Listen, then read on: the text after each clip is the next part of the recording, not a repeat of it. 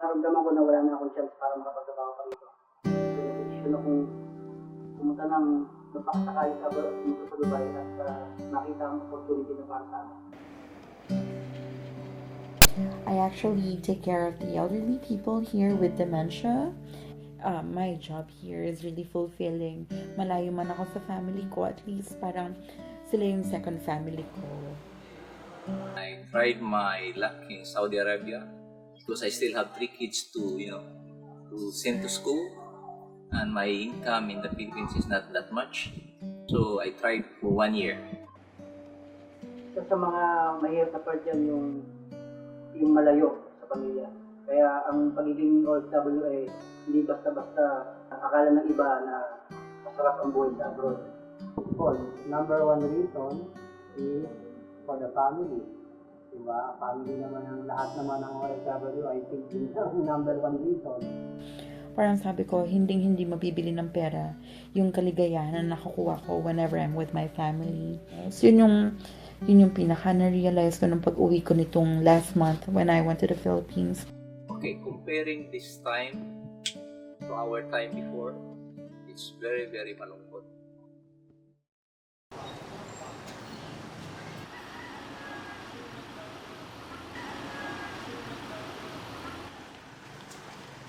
Ate!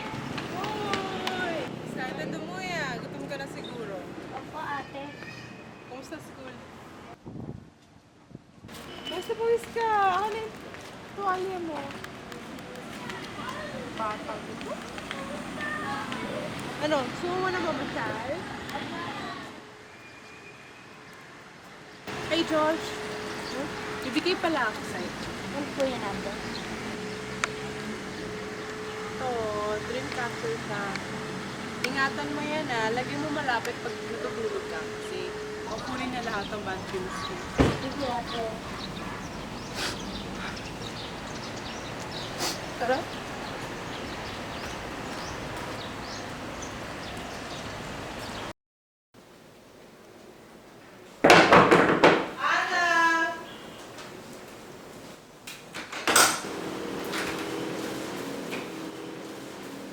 Ate, bakit nakalabas bag mo? Alis ka? Bunso, kailangan mo umalis ni ate ha. Tay, ate Ana, pigilin natin si ate Greta. Ate Ana, salamat ha. Huwag mong pababayaan sarili mo. Greta, sorry ah. Kung may choice lang kami, hindi ka na namin hayaan lumabas ng bansa.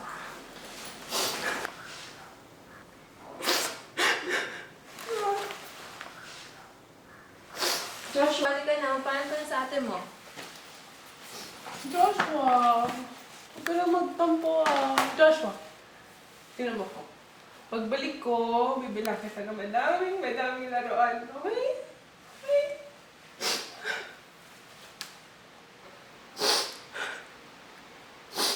Mag-iingat ka ha?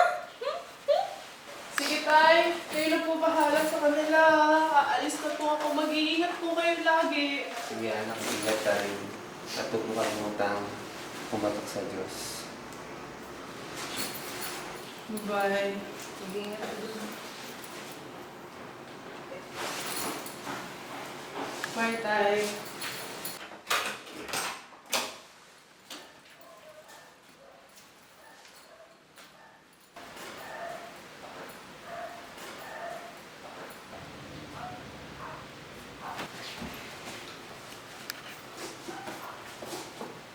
Ate, wait!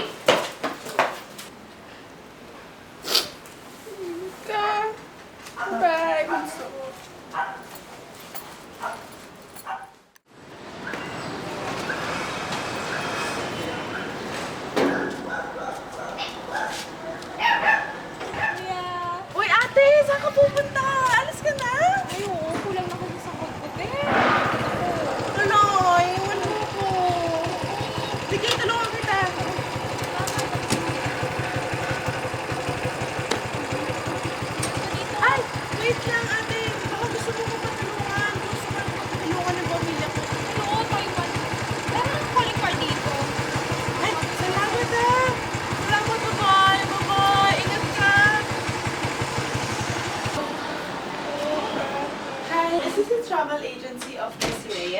Are you Margaret Kaylee? Yes po. Hi. Nice to meet you. You can call me Greta. Okay, that's good. Please have a seat. Masakit isipin na sa edad kong ito ay hindi pa rin ako nakakatulong sa pamilya ko. Ayoko na makita sina ate at itay na nahihirapan. Nandiyan na rin po At yung... gusto ko rin ibigay kay Bunso ang magandang buhay habang bata pa lamang siya.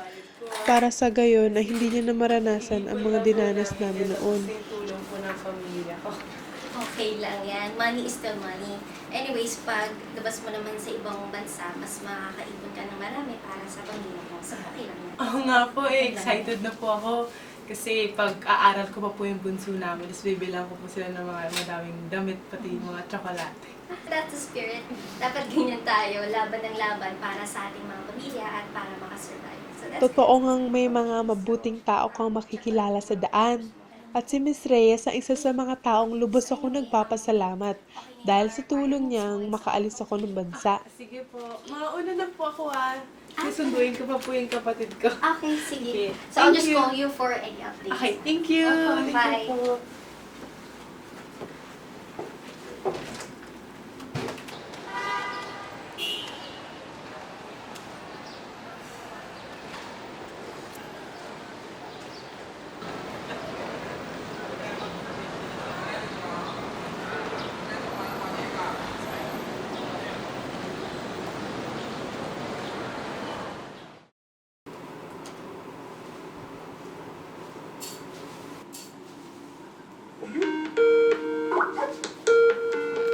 Ate, Tay! Si Ate Greta tumatawag. Ay, Bunso!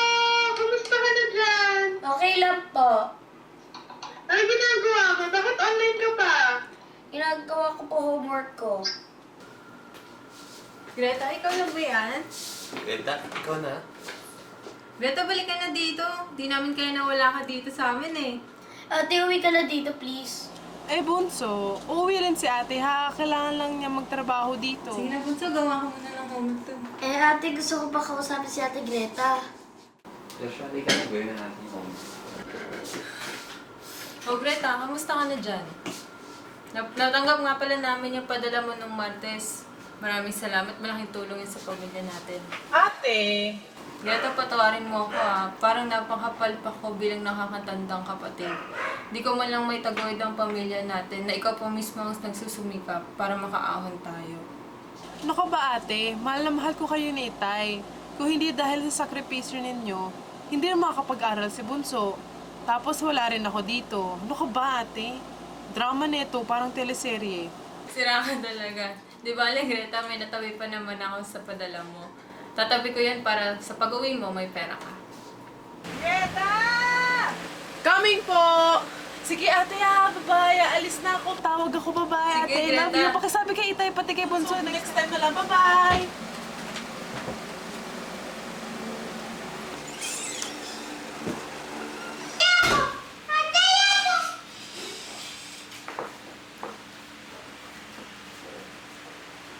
Oh my gosh, where have you been? I've been calling you. I need you to take care of my I'm son sorry. because I'm on the phone. I'm sorry. I was just with my family in Skype po. Oh, you were? Okay. How are they? How was your family?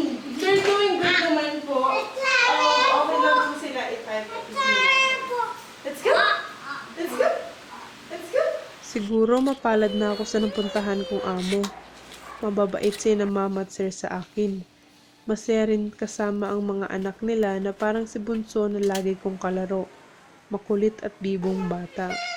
Kung kaya taos puso kong ginagawa ang aking trabaho dahil malaki ang utang na loob ko sa kanila. Kung hindi dahil sa kanila, siguro palabo-labo na lang ako.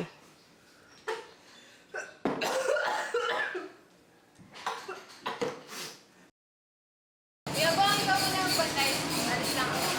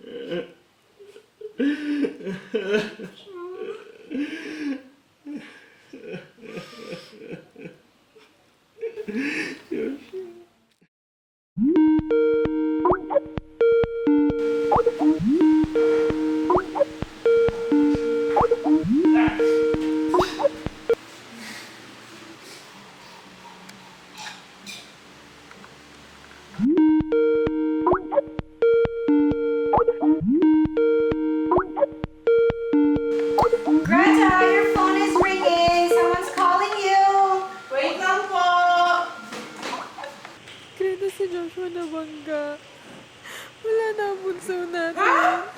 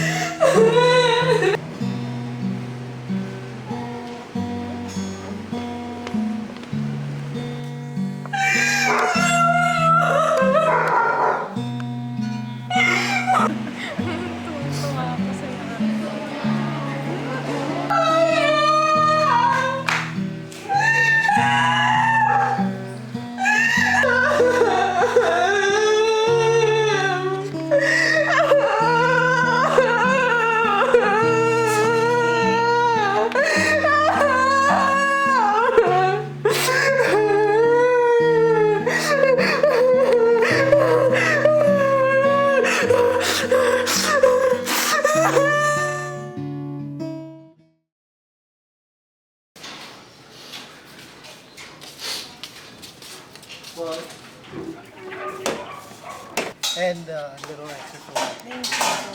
Thank you so much po.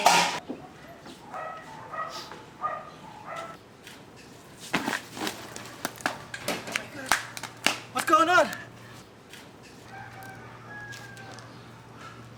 911? Yes, Turquoise Street, Royal Estate Subdivision, 16 Turquoise Street. Please hurry, my maid just passed. I don't know what's Hello, Anna? Hi, this is Angelo, the husband of Marie. Yes, the employer of Greta. We just came from the hospital right now because Greta just collapsed in front of my house on her way to you. So I'm sorry she's not there yet. Wait, hold on. Okay. Greta, your sister wants to talk. Hello, ate. Ate, sorry. Nagsinungaling ako. Ate, ang dami kong mali. I'm sorry. Nung may aaminin ako sa'yo, nung araw na pumunta ako sa airport, naloko lang ako ng agency. Yung mga papers, pati yung pera, binigay ko na namin hindi ka natuloy sa pag-aras mo. I'm sorry. Kasi wala naman makatulong natin. I'm sorry. Salamat namin sa'yo. Mama mo sila gusto mo tumawag sa akin sa'yo. Excuse me, I'm sorry, but you need to go. The patient needs to rest. Oh, okay. Alrighty. Well, hope all is okay. Thank you po, sir, sa No lahat. problem. Laking tulong niyo po sa akin. Sure. Yung phone niyo po. Okay. You go Thank rest you now. po. Okay. Greta, drink some water. Thank you. Okay, lie down. You need to rest so you can go home to your family.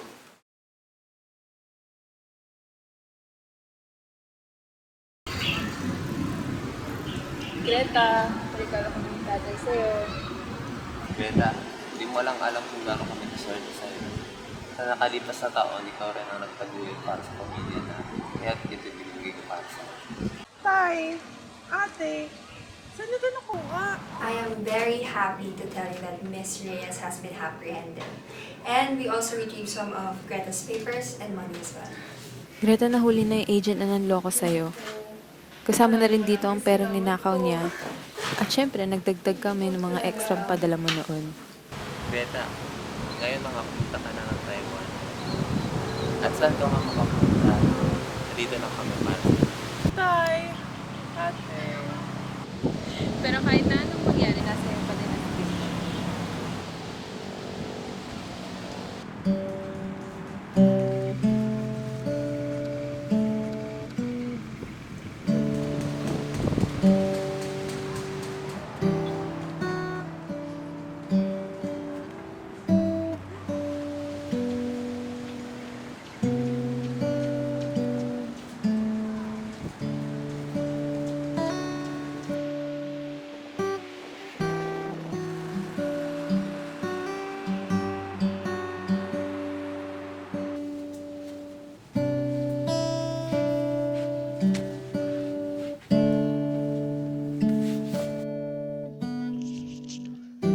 Life must go on, ika nga.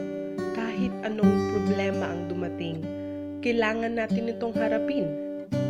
At ang pamilya natin ang laging andyan para tulungan tayo. Sila rin ang dahilan kung bakit tayo nagsusumikap sa buhay. Saan man mapadpad o kung gaano man kahirap, ating gagawin sa ngalan ng pamilya.